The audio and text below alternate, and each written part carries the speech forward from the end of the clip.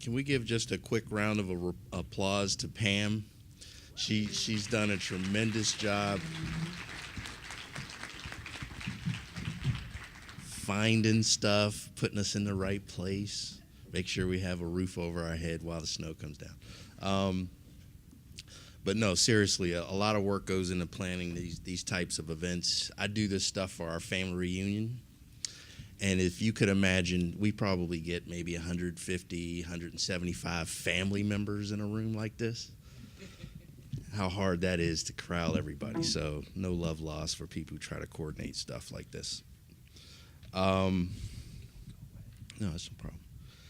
So a lot of you have given us specific questions on index cards. Thanks to all of you who have just come up to the mic and had questions. But I also want to just give a quick round of applause and kudos to all the presenters, especially this morning. I'm not speaking for myself, but it's hard to stand up here with all these bright lights and try to present stuff to you all. And a lot of the stuff is very complex. When you start talking about payroll systems and giving systems, it's enormously complex. And so what we try to give you all is the scaled down version so that it just makes, straight up sense to you all as people who may be either using it or training on it, or just have some interest in it. So a lot of the complexity is left out. But we really try to make sure that it's information that you can go back and use and take back. So we're going to do this like we have in the past. We're going to kind of alternate the questions based on, kind of how they were posed to us, who can probably best field it. But, it may become a joint discussion before it's all over with. So should I lead off or? Okay. Will Keith's OPM report be posted on CFC today? I personally don't have a problem with that, but my office cringed at the thought that they were actually going to record this. So hopefully, there won't be any issues when I get back home. They all got a snow day. I didn't. So when I get back there, I'll check with them for sure. But I'm going to say at this point, I don't see any problem with the slides being posted to the website. And I'll let you know if I get pulled, get the hook when I get back. All right. Can an agency refuse to allow the office from participating in CFC? Had office heads to say they will not participate. So this is why we ask you ahead of time, because I like to make sure I have my regulatory citations correct. 950.103D. Once a campaign has been established, agency heads may not discontinue solicitation of federal employees within their organization without the written approval of the director, and director means director of OPM when you're in the regulations. Now, that being said, as a PCFO, you can't barge into their office and tell them this. This is what your LFCC is for. And from reading this, I see you said had office heads. Maybe this is also something where most likely in your area you have local offices. They have an agency head probably in DC that maybe you can reach out to your LFCC or find some way to get to the agency head. But I would have one of your LFCC members do this. Do not do it as a PCFO. But yeah, by regulations, they must have the CFC. Okay, my first question was, our local Senate office informed us that local Senate employees could not have payroll deductions withheld. Why is this? I am not aware of any reason why, if there's been any change in the congressional payroll system or why this instance occurred. All congressional employees are eligible to participate through the CFC, and that is both on Capitol Hill as well as in the field offices. But there is one unique component of congressional payroll, and that is that although they will give credit to the campaign where the employee is located, they only send the funds to the CFC of the National Capital Area. So what happens is at the end of the pay year, NCA will send you information to say we had X number of employees, they gave to these charities, here are the funds due to you. So you will ultimately get those funds, but they will not come directly from the Congressional Payroll Office. And whoever put in this question saying that they ran into an issue, let your regional rep know, and we'll see what we can do about it. Okay, this question is, it's not a question so much as a comment. There should be online training available across the year since LFCC chairs and members often change. Yes, we agree. And while I cannot talk about the specifics of any regulations, I believe I can point out that there were some proposed regulation changes that not only say that training would be made available, but that it would be required in order to serve on an LFCC that this training be taken. So your point is duly noted, and we're working on it. Thank you. Yeah, there were a lot of debates during the commission subcommittees. I mean, it was just hundreds and hundreds of hours of conversation, and that was one of the things that came up. We need to do a lot more training. In fact, one of the things we did before we got here was recorded a significant amount of the charity registry eligibility training. Curtis did, so we posted that on our website, so you can go back and look at it at any time. Who will be the 2014 national chair? I have no idea.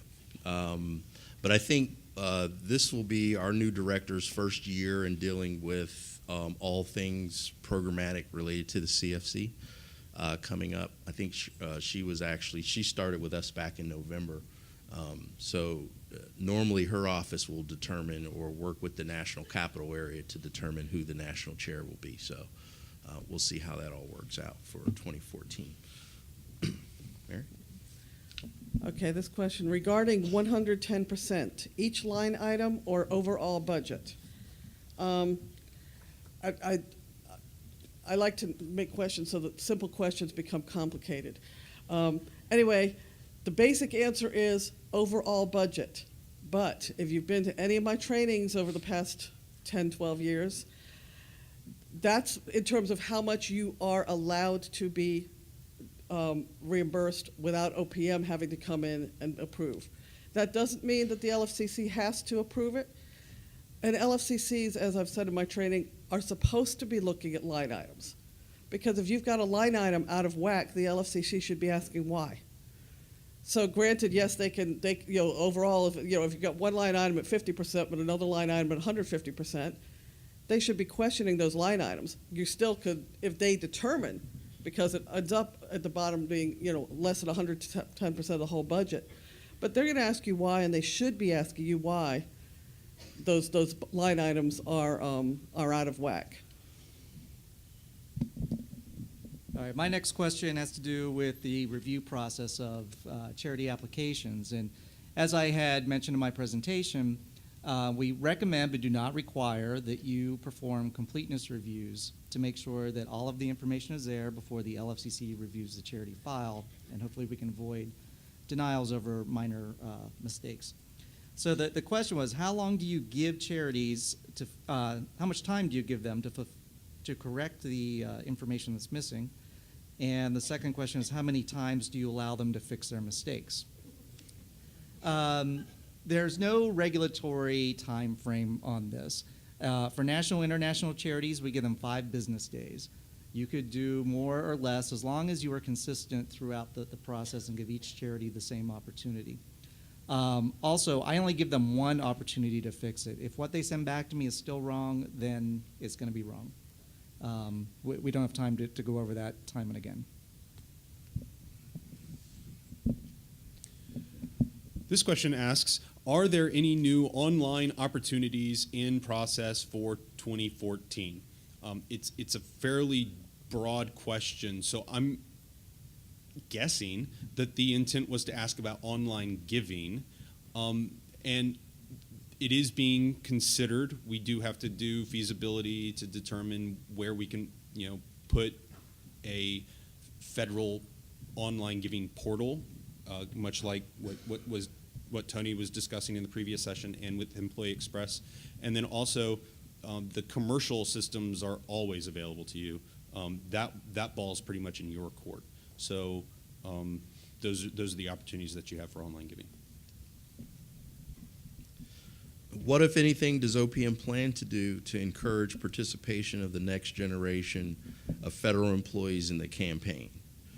I mean, OPM itself is more or less focused on policy and strategy and regulatory and compliance type things, but we also understand there's a fundraising aspect to this too. And largely, we have given you all the opportunity to do that, to be creative, be innovative at how you approach donor demographics and things like that. One of the things that I said earlier in my slide is that, we did have a study done, and again, most of you in the fundraising world may already know this, is that there is a link between volunteering and maybe future donation potential. And so I think that's important, that we would embrace the engagement part of the volunteerism within the program in the CFC. There isn't necessarily a natural component in our regs that links the two. But I think it's important that we do find other ways. In fact, the folks that were here yesterday, I don't know if you got a chance to talk to some of the young LFCC members, young PCFO members who are really engaged in CFC. They had some very unique ideas, I thought, and were very passionate. In fact, I don't know if Steve's here still, if he got out. We were emailing each other this morning about some just connecting. Let's stay in touch, and maybe foster and get some ideas. But they said something that was pretty interesting to me, is that it has to happen organically. And I don't know what that word means to all of you all, but to me, and I kind of look at it as naturally. What would come natural to next generation people to get involved in a program like this? So I think they had some very passionate thoughts and appeals about this program, things that they think would appeal to them, things that maybe wouldn't be so appealing. So I think that's where we have to lean. I don't think it could be an OPM necessarily sponsored event. Okay, this is the last question in my area, but it also is a question that really concerned me when I was reading it.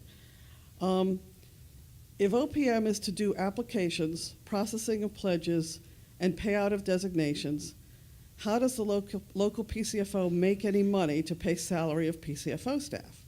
Well, of course, this is talking about something that's not in existence and that we aren't speaking about because we have no idea. But I want to address a couple things in it because I'm concerned. How does the local PCFO make any money? PCFOs are nonprofits. They're not supposed to be making any money, and the regulations are very specific.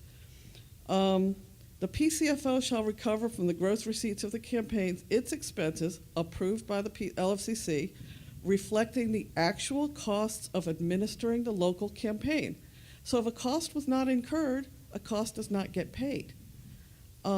It's that the CFC isn't there for a local PCFO to make money, and it really concerned me reading this, and let's try to get back. And I mean, this is the current regs that say this. You get the actual costs of running the campaign. So I just kind of want to put that out to everybody again and remind you that that is all that's supposed to be in expenses. So. All right, I got a question of when will there be one payroll office? That's a little bit out of our bailiwick. I can tell you that about 10 years ago, the government went from every agency handling their own payroll office down to basically now 5 major payroll providers.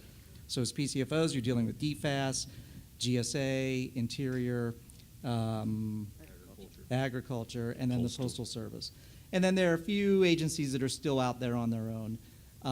There's been talk about consolidating those down further, but that's not in our purview, as I mentioned. So the government's getting there. I wanted to jump to this question because it kind of touches on what Keith just said. How does OPM plan for the CFC to compete with direct giving in an age where you can easily text a donation? To me, this is my answer is pretty much go back to basics. What is it that the CFC provides that direct giving does not? Once you can answer that question, stress it in your marketing. Now, there's certain other ways that you can go about doing that, but now we're treading onto what the PCFOs do and why they are subject matter experts. They are the ones who market the campaign. So if this was an LFCC person, I'd say turn to your PCFO because they probably have some ideas. But then this also goes back to what Keith was saying, and there are some ideas already out there. And when I hear the word organically, it means within the organization. So we're talking, yes, naturally, and we're talking grassroots. So the answers are out there. We're very, very high level looking down, and we can't provide those answers to you, but you have engaged a PCFO whose job it is to do this. And for the most part, I think they are doing a good job. There are some challenges, but they're the ones who have this answer. My next question, with the FEBs responsible for the CFC under the new structure regulations, will OPM be providing a billet, meaning a position, at FEBs to support the LFCC requirements? If not, how will OPM ensure federal employees support to the CFC? Well, as I've said probably more times than you want to hear, I can't talk specifically about any new rules that are not final. But I think that the FEB network is pretty unique, and not every campaign has an FEB. And in our LFCC session yesterday, I tried to make a real effort, a point to have the FEB members identify themselves in the room so that other campaigns that don't have FEB support could reach out and connect to them in terms of a network, a resource, as a mentor opportunity. So I can see that the FEB network will be pivotal in any forward movement, any forward thinking with respect to governance, policies and procedures, and how they manage and oversee their current campaigns. So, and actually the FEB office is at OPM as well. And one of the things that we collaborated on this go around was to have the conferences in the same place. Usually the FEB conference is in another city, and then we have our CFC training. This year we coordinated so that we were all together and so that they had an opportunity to have one trip to one place, got snowed in, got trapped just like the rest of us. But they've been invaluable to me in terms of understanding how they operate and what they have in place. You know, they have bylaws and charters and formal documents that establish what they're supposed to do, how they're supposed to do it, how they're supposed to handle it. So I definitely think they're in a unique position to any way forward. But I can't talk about how the regulations or the proposed rules will have the structure laid out. But I'll certainly be talking to them about how we should look. Has OPM studied why some agency participation rates are historically low and considered targeted efforts to improve the participation at these agencies? We do not have, at the OPM level, we do not have data on specific agencies and how much was pledged through them, how many employees, and so on. Just a few years ago, we started collecting data based on number of postal employees who were solicited and participated, number of civilians, and number of military uniform employees. So we have that information, but it's not broken down to that level. This is something that probably varies from campaign to campaign. I don't know if we could point to any agency and say that throughout the country they are performing poorly or really well. So I would say the best thing is to look at what's happening in your area and maybe some of the neighboring campaigns and see if there are some commonalities and ideas that you have to turn that around and improve their participation rates.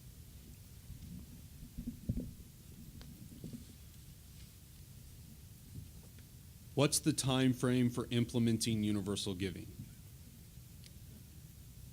I don't know.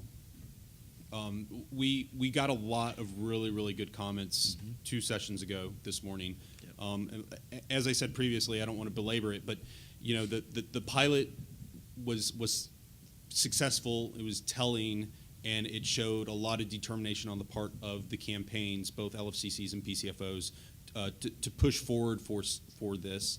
And And in a conversation that I had with a couple of PCFO people in between the sessions, it was a good point that was brought up.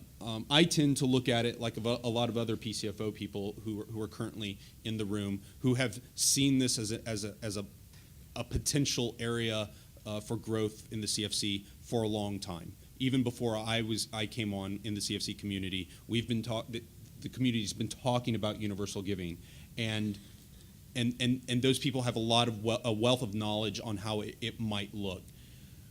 One of the things that this other PCFO director told me was that they're new, and so it's a totally different conversation to them altogether.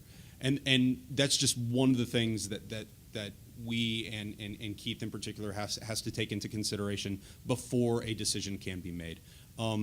I think I can honestly say, I may be stepping out here a little bit, but I think it's an honest answer, as soon as possible. Regardless of what that model will be, it's going to take into consideration everybody's thoughts and feelings, but as soon as possible is when I would like to see universal giving implemented in a way that works for everybody. Oh, they're out of questions. Did you have one? I have Okay. a few more. I didn't get the right distribution, I don't think. It's okay. My next question is, when will Keith shave his mustache? Okay, all right. Let's see how we can do this. Show of hands. Should I keep it? Keep it. Wow. And should I lose it? Wow. It was a... No, this has to be on the spot. Well, okay, so here's what I'll do. I'll the show of hands, it was, there were quite a few yeses and quite a few nos. This is what I'll do. My daughter got a snow day today, so she called me this morning already. Said she's going to build a snowman. So I'm going to give her a project when I get back. And when I walk in the door after she gives me a hug and say where you've been and all the other stuff, I'm going to say, do you like this? And whatever she says, I will send it back out to all of you and let you know. And then I will send you a picture of myself with or without. How's that?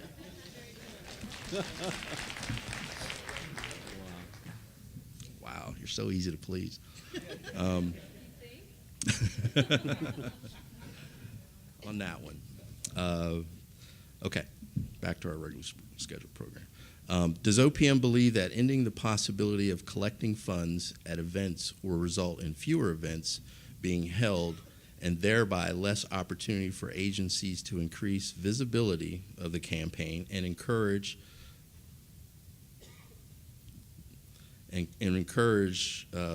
camaraderie that is such a valuable attribute of the campaign?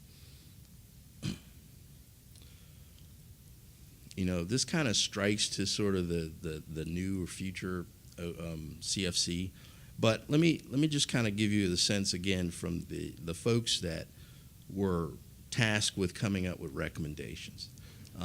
There was a lot of discussion on the way forward. How do we improve things? Is camaraderie and having events where you actually raise money versus charity fairs where you educate people? How should we go? Should it be a balance of it? Should it be a split of it? And there was a lot of conversations about that. But also in the background was a lot of conversations from Congress to me.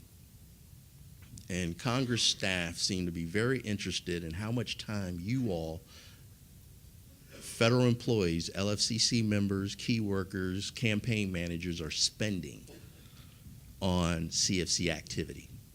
So while I'm having engaging conversations with fundraising experts and federal employees, young employees, seasoned employees about which way we should go, I'm also getting hit with data requests from the Hill that's saying how much money is being spent in terms of FTE.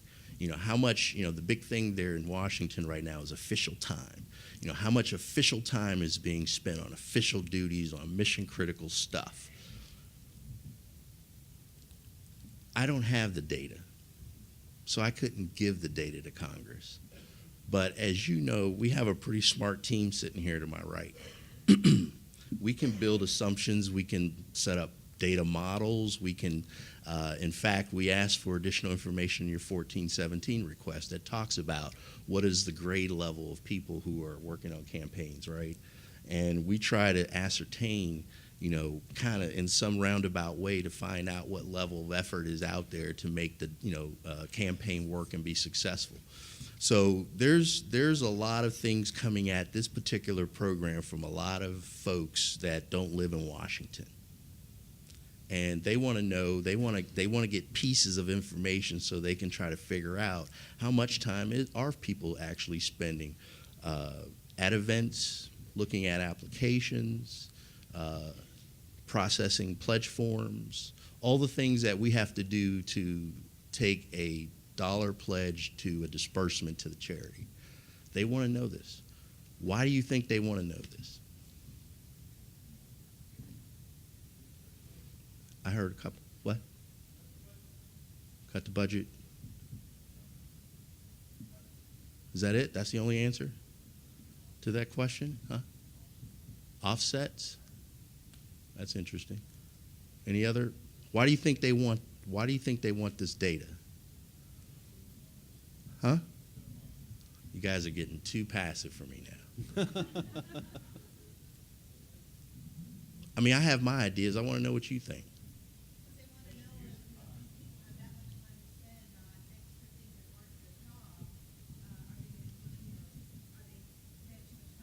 Okay, so let's say, for example, if they want to know about, how much extra time they have that they aren't working on their regular job. That was the response. If they were to get that information, what do you think they would do with it?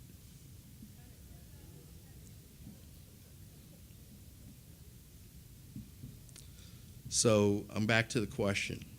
Does OPM believe that ending the possibility of collecting funds at events will result in fewer events being held and thereby less the opportunity for agencies to increase visibility of the campaign and encourage the camaraderie that is such a valuable attribute of the campaign?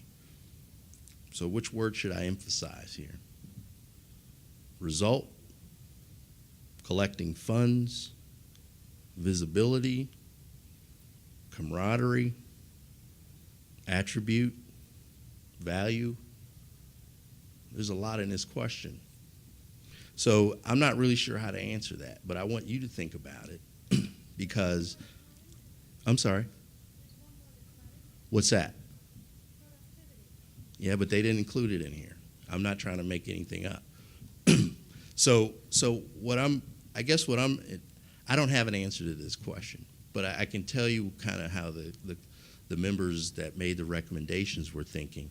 We need to make sure that we're doing everything that we can to show that we have an efficient way of doing what we do so that we're not a drain anywhere else and that the work that we do actually benefits the community that we're expecting that we're helping, which is the charities. But if the customer is the donor, and I'm not sure if that's right or not, I'm just saying, if the customer is the donor, then we need to make sure that the donor has an efficient process by which it can make these contributions. And if some of these events are focused on camaraderie, I'm not sure if that's the business case I want to make. It's a business case, but I'm not sure if that's the business case I want to make to the folks who are asking me for the data on how much time people are spending on the program. I'd rather answer that question, how much time people are spending on the program, as little as possible to make the biggest impact. That's what I'd like to say. So, good question, though. Can we get a copy of Keith Willingham's OPM slides? I think I answered that one. Yep. Do we have a plan B in case the final regulatory changes prove detrimental to the campaign? Good question, but I can't talk about regulations.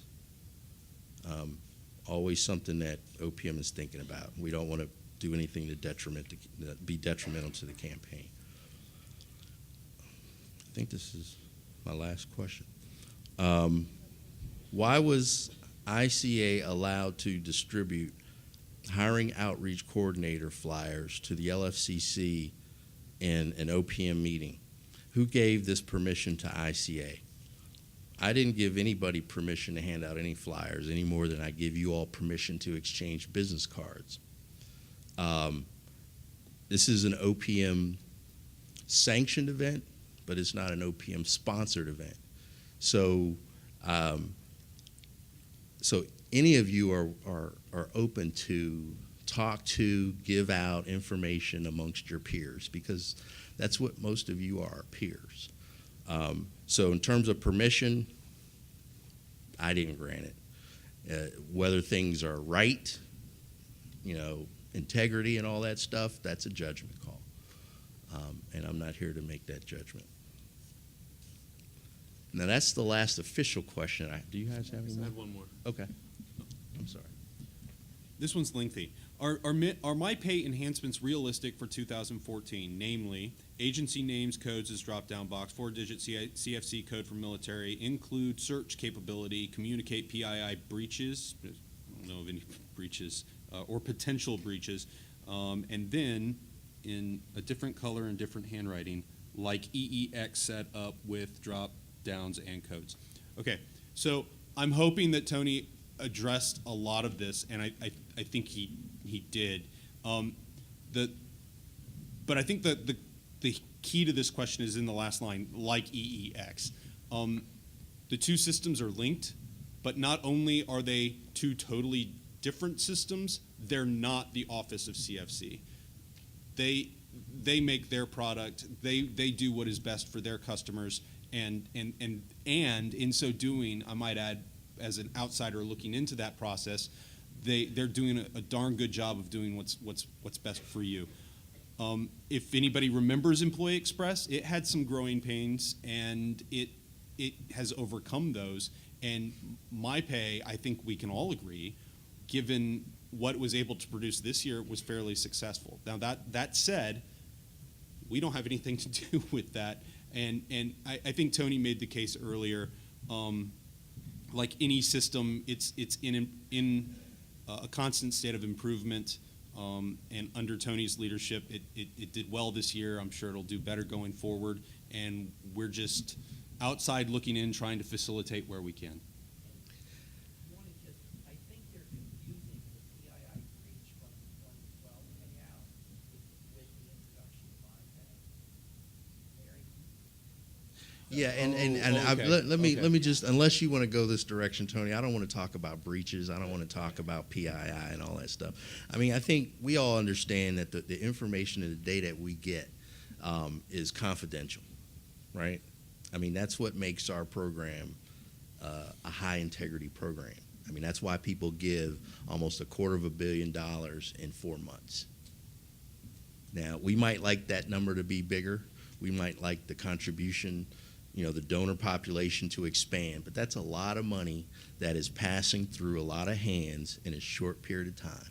And since I've been here and I'm an ex-IG person, I'm looking out for this stuff because it scares me, but there's been very few breaches. There's been some issues, but I don't see any catastrophic internal control deficiencies going on. There's some problems, but nothing massive, and I knock on wood. But at the same time, we can always do a better job. And then when we do find these things, we try to come up with other compensating controls to deal with them. But let me just say something very quick. Tony DeCristofaro is the man, okay? And I don't use that phrase often. But I'm saying that because, his predecessor pushed very hard to try to make and stand up a MyPay module. In fact, one of my first days on the job here, almost 4 years ago, wow, was to get in a discussion with Sherilyn Stevens. You all remember her, right? And she was educating me about all these proposals that were going on, and she talked about my pay pledge. I didn't understand, and so once I finally started understanding what was was the move afoot, I was concerned that we didn't have enough project planning in place. We didn't have the right metrics, testing and all this other stuff. Just like a lot of you all about our future. What's going to be built in to make sure all this stuff works. So I got up to speed pretty quick, and then Lou was working very hard to sort of answer all the questions that I had, and he probably thought they were redundant because, I already told Mark Lambert about this. What's your problem? But I just need to get comfortable. Lou didn't get me there. And Lou did a lot of great things for the program. He stood up a lot of things. He supported a lot of effort. He was on the commission, but we didn't get there. So Tony had this literally dropped in his lap. But his boss was so headstrong, I'll use that word, and she used her Pentagon influence and her HR. She's an SES, and she said, "Keith, we got to make this happen." Why do we have to make this happen, Susan? Because it will drop my costs significantly, and I've already promised this to the White House. That's what he stepped into. Never been a federal civilian, understood fundraising, PCFO work, didn't understand the federal issues, didn't understand the payroll issues. He's a payroll expert now, okay? And I've been working in the payroll issues since probably 1998. My hat is off to this gentleman. Anything that he touches, I completely support, because he's going to give me the information that I need is when I need it. And if I don't have it, he's going to go find it. So all of you all who did not take advantage of my pay this past go around, I understand, because I was on the fence. But it was because of Tony and his boss that I said, it's late, but let's go with it, because you've answered all my questions. So I'm behind him 100%. I am not behind the idea of setting up all these parallel e-systems. But this one was pretty much a no-brainer. And I think the activity that flowed through it was the proof. So, again, Tony, thanks.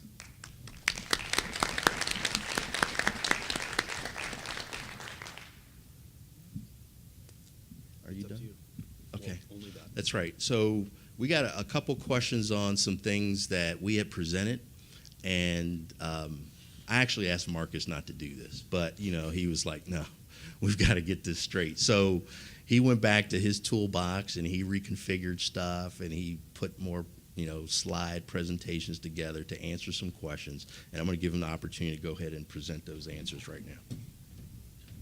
Actually, it's just to make sure that I got all your questions. These will all be posted, and they were only because they were specifically asked for by the audience. I'm not up here trying to, redo another death by PowerPoint by any means. These are all numbers that you saw. As you saw, we took the total contributions and we adjusted it by the CPI so you could see the effects of inflation and such.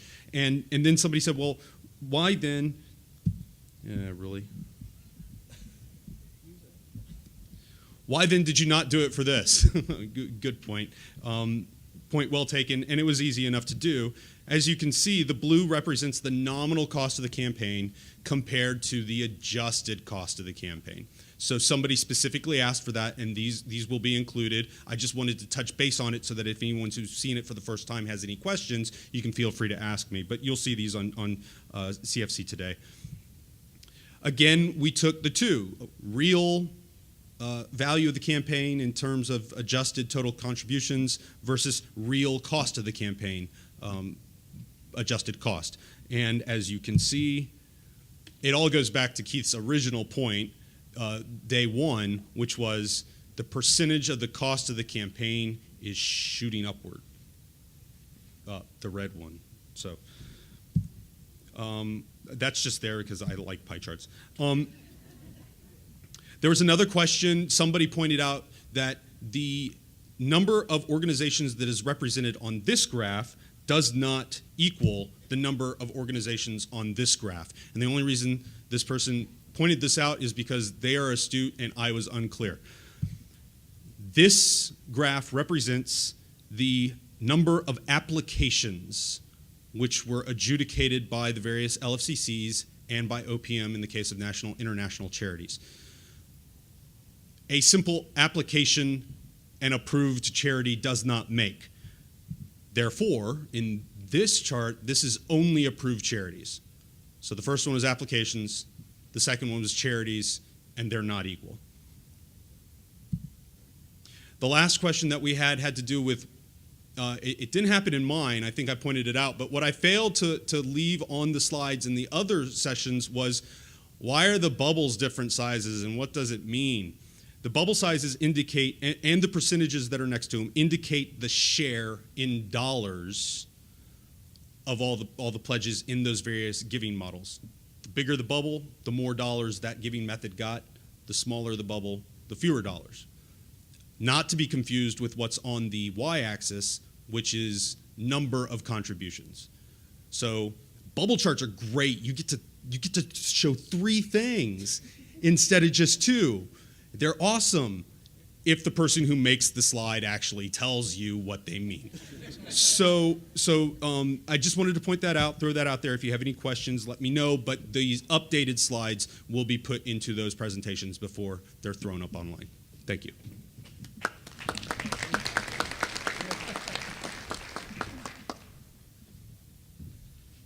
As you can see, he's a lot better at data analysis than I am. But I use everything that Marcus gives me and, only have a few questions because it's really clear to me. That's really all we had, but I'm not sure that's all you all have. So if there's any questions that you have that didn't get here, unless Cal or Pam gives me the hook because we're running out of time and this space is going to somewhere else, I will, concede, but I'll keep answering questions if I can. I'm not sure if mine's a question as much as when I saw Marcus's chart a minute ago, and then your question about Congress asking about the percent of employee time being spent on the CFC, I had sort of an aha moment. You see the trend of the cost of the campaign going up, and that's the cost, the tangible dollars that are coming out of the donations. But I've been doing this almost 30 years. Correct. And in the early days, I think a lot more of those costs were borne by the agencies. And I don't know that that has really been clearly communicated. So it's not so much that I think that the costs are going up. I think they've been transferred from the federal government, because we used to have all the employees we wanted, we had all the space, we'd make the copies, we had printing offices, and that just doesn't happen anymore, that we can donate as much to the CFC. So just a thought that was in my head, and I had to say it. Good. That's interesting.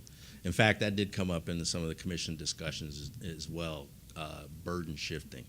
So thanks, Catherine. My question is this, why can't we get a listing of the federal agencies, at least in our states, so we can go looking for them? Because I'm just finding out that there's a possibility that I have a nuclear regulatory agency, federal nuclear regulatory agency in my state, which I never even thought of, possibility of being in my state. So knowing at least who I need to be looking for would help me a whole lot. Right. We did send that out a couple times. There's some OPM data collected in terms of agencies, and we've sent it out. Of course, there's only certain ways we cut it, and I get asked, which I'm limited time in order to slice and dice it the way you'd like it. But we have sent it out a couple times. The CPDF data, we get it twice a year. I'm going to probably ask, since Marcus loves to slice and dice, I'm probably going to ask him to take over getting that data and sending it out to you. But we do get it in terms of we have it broken down by state, by agency. It doesn't tell you the location, other than maybe the city or state in terms of the street. But it does give you what agencies are there. So maybe if in our case, since you asked a specific question, we can make sure you get something for your area so you know. But I know we have sent it out. One other tool I would recommend that you use is a link on our website to the GSA's list of all properties owned or rented by or leased by the federal government. And you can look at a county, and it'll tell you all the locations. It may not tell you which agency is in that building, but you'll know that you have locations in those counties. Is that GSA? Not, GSA does not do all properties. Yeah, that, you won't get military and you won't get postal, but you'll get the rest of the executive branch agencies through that. And the blue pages. The blue pages are awesome. Well, if you don't have blue pages, then yeah, it's a problem. Hello again. Hey. Most people that know me don't think of me too much as a touchy-feely kind of a guy. But I would offer that camaraderie is a missing link for not only ability to raise funds, but the operation of the government. I was the coordinator for the customer service initiative under Reinventing Government. And unfortunately, that fell far short. But that just seemed to be another notch below of how we've continued to make sure that we have disparate employees, that there are less connections with each employee throughout the time. I can remember back in the day, we'd have a district party. This district was the southeast corner of Colorado, from Colorado Springs to the Kansas and New Mexico borders. And we'd meet up in the mountains, but that was because we had the camaraderie with our offices. We had small offices scattered throughout. I look at the federal workplace now, and it's been a constant barrage, not just from Congress, but from administrations as well, to make sure that we keep getting pushed back farther and farther. And so I think most of our camaraderie is our disdain and our aggravation with the government rather than enjoying our work. Thank you. Sure. Thanks, Woody. Hi, excuse me. This is something I would like to present to all PCFOs and federations and United Way groups and community health charities, et cetera, et cetera, et cetera. So one of the things that I've seen is my costs may go up because of printing, and I know we're trying to get away from printing. But for instance, last year I received a box from a federation with 50 brand new charities. And though we want to have charities in the campaign, they had no real impact, imprint in my campaign. And I know when I train my charities, I tell them, you know, if you want to apply as adjacent, make sure that you really have some impact there. Because I don't want to send, for instance, I'm connected with Cleveland, I'm Pittsburgh, so if there's Cleveland in the room, we touch. And I tell them, if you're a charity and you help people in Cleveland, sure, apply as adjacent. But just don't apply just to get into the book. You may get something, and I know we want to go towards universal, but I was just, you know, encourage everybody to work together, but don't just push charities all over the place, because the one report showed in the state room, like maybe only 40% of my local charities are getting funds. The rest are at zero, which means, you know, a lot of that, when you do the cost analysis, I'm paying $50 per charity to get nothing. Something to consider. Yeah, I appreciate that. And I think, you know, we're coming into the knowledge of a lot of different things because we finally have either asked the question, got the information, or have assembled it in a way that is meaningful for us to analyze. And so that is eye-popping information if you're just seeing it for the first time, that there are charities that apply, but don't get any donor contributions. So federations or locals. I mean, I'm just saying that we look at sort of an aggregated number, and it's fascinating to me to just see the trend. Universal giving, a lot was said, and I'm still a little fuzzy, at least for today. So its status is, as far as today is concerned, going into the 2014 campaign, is it still being modeled, or is it an optional feature? It's a pilot in limited areas right now. We have to decide if we want to expand it, keep it static, or consider all the input we got today to modify it in some way to make it more user-friendly. So you're continuing to model it, and we may have the option in 14. At this point, right, we haven't made a decision. I just wanted to be right. clear. I mean, Yep, that's clear. yeah, We haven't it was decided sort yet. of unclear For as those to of you who whether the aren't switch sure. was going to be put on at least for the option rather than being available system-wide. Right. Right now, it's just limited to the 3 campaigns that presented, and we haven't made a decision to expand it further yet. Mm-hmm.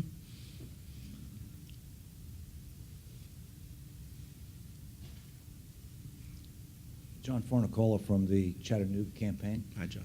I just wanted to make a comment, and it's because I want people to recognize, especially people in the room, that all federal agencies aren't equal. So Tennessee Valley Authority, while it's a federal agency, we don't get paid by the federal government. Right. We make all of our own money that we pay all of our employees with, and therefore we also don't use a lot of the different programs that other federal agencies use. Right. We have our own payroll deduction program. We don't use the GS schedule. Right. There's a number of things like that. So I hear you, Keith, saying you understand that, but I want everybody to realize that sometimes we vote or we make decisions because we are very different from the rest of the federal agencies. So I just want everybody to take that into consideration when we're planning things, when we're planning websites, we're doing all these, they're cool things, but some of them we won't be able to take advantage of. Right. No, and I appreciate that perspective. In fact, when we were talking amongst the LFCCs, we talked about that a little bit, about different colors of money that people have coming in and out of the government. There's different rules for revolving funds or fee-for-service funds and, working capital funds. I don't even think they use that term anymore, but your point's well taken. Thank you, Keith. It was a great training. I appreciate it all. Thank you Thanks. very much. Appreciate it. I think that's it. So, again, is there somebody else? Do I hand this off to anybody? I'm confused. Go home if you can. Okay.